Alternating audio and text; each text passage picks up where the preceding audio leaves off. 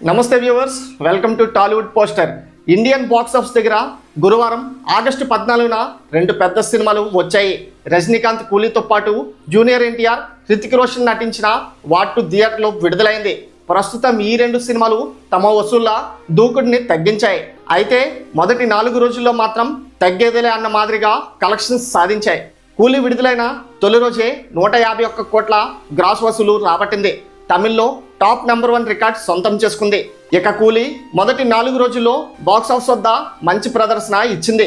మొత్తం ప్రపంచవ్యాప్తంగా 4 రోజులు కలిపి 404 కోట్ల గ్రాస్ తో హిస్టరీ క్రియేట్ చేసింది. ఇలా ఓవరాల్ గా 6 రోజుల్లో కూలీ మూవీ ప్రపంచవ్యాప్తంగా 265 కోట్ల షేర్ను 540 కోట్ల గ్రాస్ తో దుమ్ములేపుతుంది.